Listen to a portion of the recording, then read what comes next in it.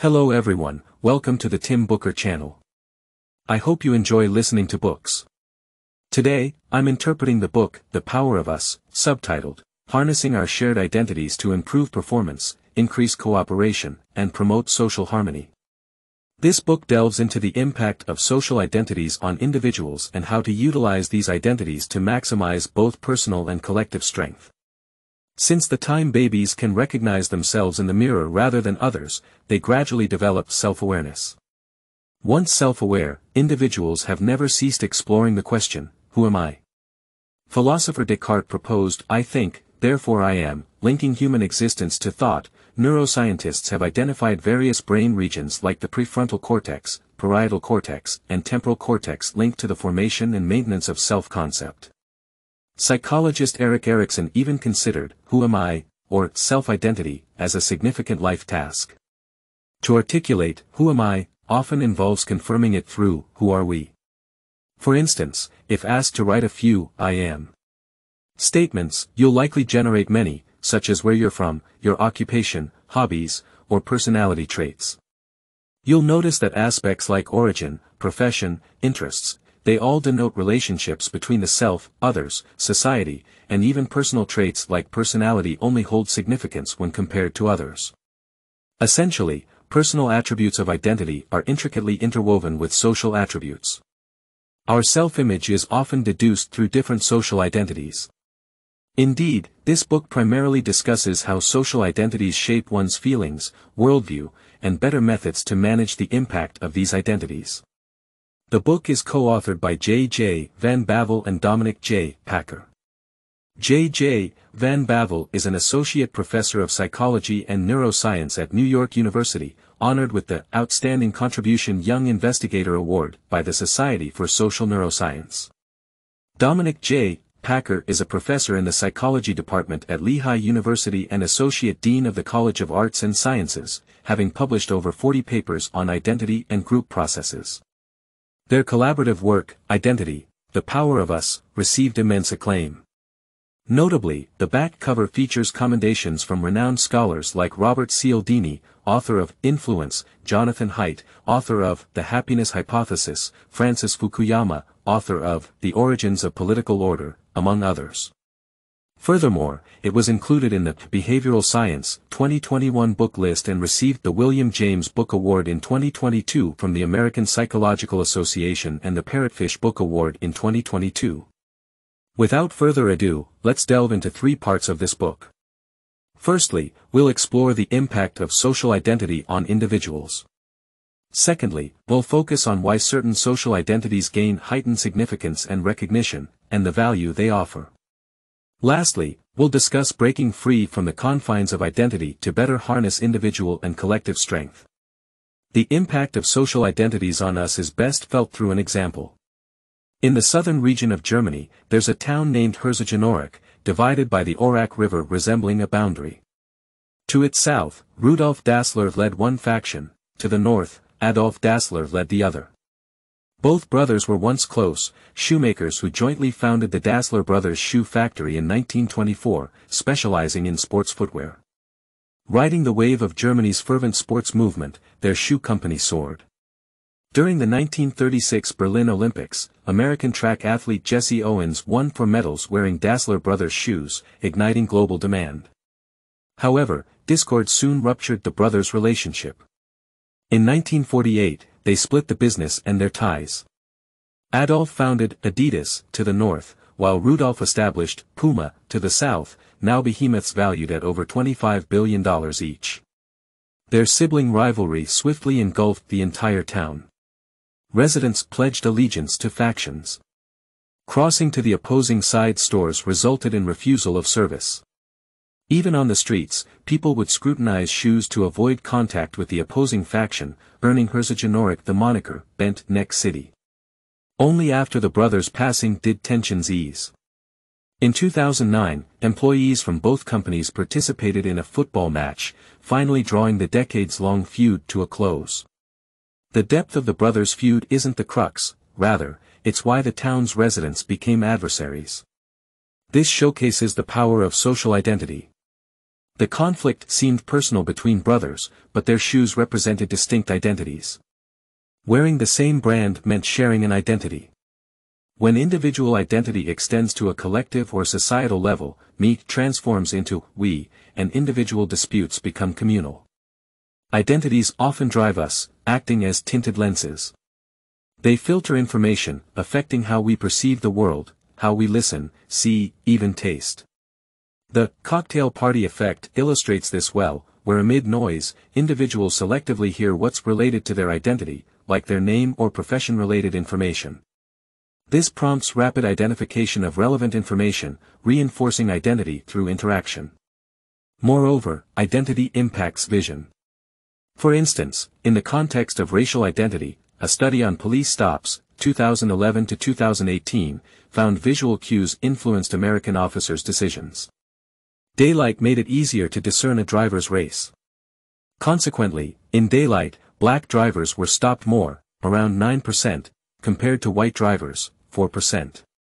However, statistically, contraband was found more often with white drivers, approximately 18%, than black drivers, 14%. The frequency of stops led to a perception of higher wrongdoing among black drivers. Identity even influences olfaction. In an experiment at the University of St. Andrews, a female student wore t-shirts bearing her university's logo and a rival's logo successively while running. Students touching and smelling the shirt with their university's logo spent less time washing hands and felt less disgusted. Sensory experiences are often shaped by activated identities. A mother, activated in her maternal identity, may not feel discomfort changing her child's diaper. However, in a bystander or friend role, changing another child's diaper may evoke different feelings. Further, identity affects food preferences. Research involving Southern U.S. participants revealed how strongly their identification with Southern heritage correlated with a preference for Southern foods. This bond transcends calories, evoking emotional resonance. Ethnic restaurants strive for authenticity to deepen patrons' affinity for their cuisine, emphasizing the role of identity in food preference. Having discussed the influence of social identities, let's delve into why people place significant emphasis on and identify with certain social identities, and what value these identities offer. For instance, some individuals deeply value their company of employment, proudly discussing it while others remain reticent. Similarly, some become loyal brand ambassadors, while remaining indifferent to equally competent brands. Why? The author posits that one's preferences are influenced by social identity, representing the individual in a certain sense. When social identity scratches the itch of needs, people give weight to these groups. The psychological needs primarily include belongingness, uniqueness, and status. Firstly, belongingness. Humans, being social creatures, seek connections and interactions to fulfill physiological and psychological needs. Finding a group or multiple ones fosters emotional belonging, care, and support, influencing mental health and work-life balance. For instance, research observed a correlation between tight-knit community identity and reduced stress/depression during crises from April 2020 to October. People feeling connected and believing in community support exhibited lower stress and depression. Moreover, a strong sense of belonging increases focus and memory for group members, aiding in better recognition of faces within the group. This explains why people quickly recognize faces of compatriots but struggle with those from foreign backgrounds. When belongingness feels threatened, individuals naturally act to validate their identity. For example, Asian Americans were recruited for an experiment where they were asked about speaking English upon arrival. Later, those asked this question tended to order American characteristic foods online as a means to reaffirm their national belongingness. Beyond belongingness is uniqueness. Why does one become a faithful user of a brand or choose it over others? Apple is a prime example. Research at a university found many students taking pride in using Apple products. The company cultivated a think different sentiment, simultaneously fulfilling the needs of belongingness and uniqueness. People seek niche experiences, wanting to belong but also stand out, striking a balance between assimilation and individuality. Many crowdfunding projects follow a similar pattern. Research involving 28,000 crowdfunding projects revealed that uniqueness was pivotal in their success, attracting more investors and funds. Lastly, there's status. Parents often strive for their children to attend prestigious schools, believing it leads to better prospects. Ivy League schools represent high status. When students from such schools describe their institutions, nuances in status exist. For instance, students from less recognized Ivy League schools might emphasize their affiliation, whereas Harvard students may not, as their high status is already understood. The author asserts that signaling a high-status social identity to others fulfills a desire for recognition. Most individuals need acknowledgement to feel they've achieved a desired identity. Alright, we've covered the impact of social identities on individuals and why some identities are highly valued. Now, let's discuss how to overcome the constraints of social identities, allowing individuals or groups to unleash greater potential. The first method is to broaden the moral circle, expanding people's identity boundaries. There's a psychological phenomenon called the bystander effect, where the more people present during an emergency, the less likely individuals are to intervene. Two common explanations are diffusion of responsibility, where people assume others will act, and pluralistic ignorance, where no one acts assuming others know better. From the perspective of social identity, a shared sense of identity is crucial in understanding when people lend a hand. For instance, psychologist Mark Levine invited Manchester United fans to a lab to conduct experiments activating their fan identity. Later, divided into 3 groups, they encountered an emergency. A young person feigned an ankle injury. Interestingly, 92% helped when the injured person wore a Manchester United shirt, while only 30% assisted if they wore a Liverpool shirt. When their identity as football fans was activated instead of just Manchester United fans, the willingness to help the person in a Liverpool shirt increased significantly, showing how broadening social identity enhances altruism. In schools or workplaces, fostering unity and effective collaboration among students or employees means uncovering more shared identities. Initially, a group within a school or organization, merely coexisting, lacking a sense of unity or connection, doesn't possess a meaningful social identity. However, shared experiences lead to establishing one or more shared identities, fostering unity and cohesion. Cohesion is fundamental to collaboration, as seen after team-building exercises or participation in joint projects, where colleagues feel closer and more willing to support each other in tough times. The second method involves expressing dissent, where dissent means daring to voice different ideas. Even within a tightly knit group formed around a common identity, there's a need for individuals who dare to express dissent, contributing to constant group improvement. Deep-seated group loyalty often involves dissent. Yet, voicing dissent isn't easy.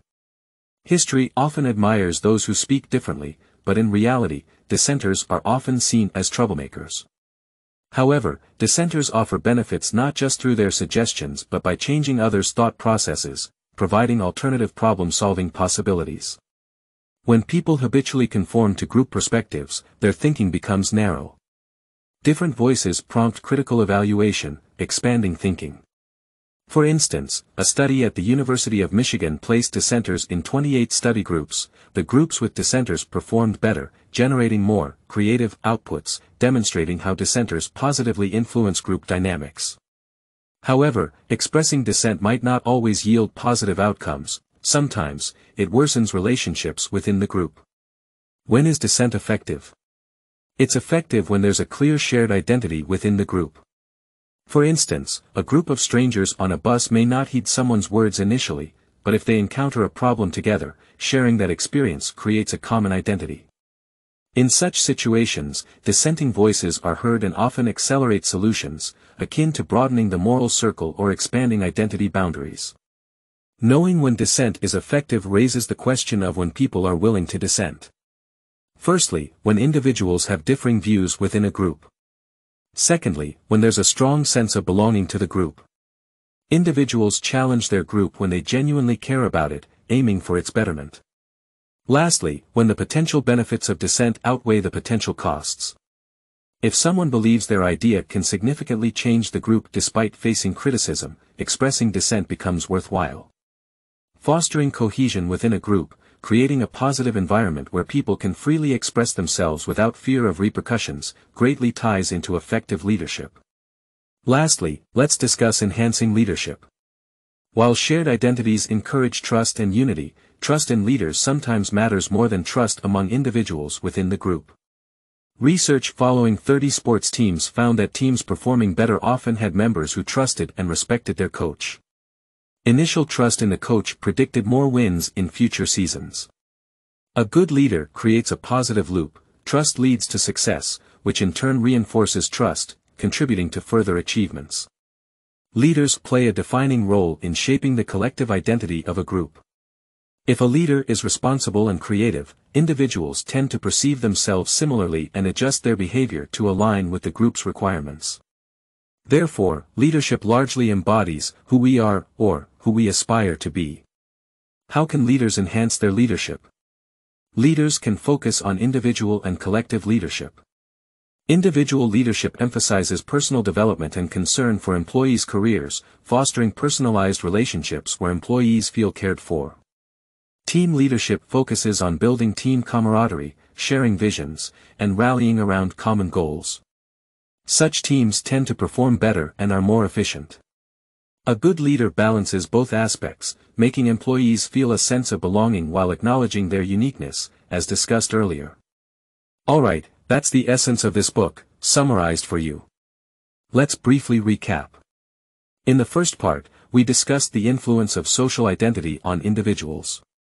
Identity profoundly affects how we perceive and interact with others, shaping our worldview from senses like hearing, vision, smell to taste.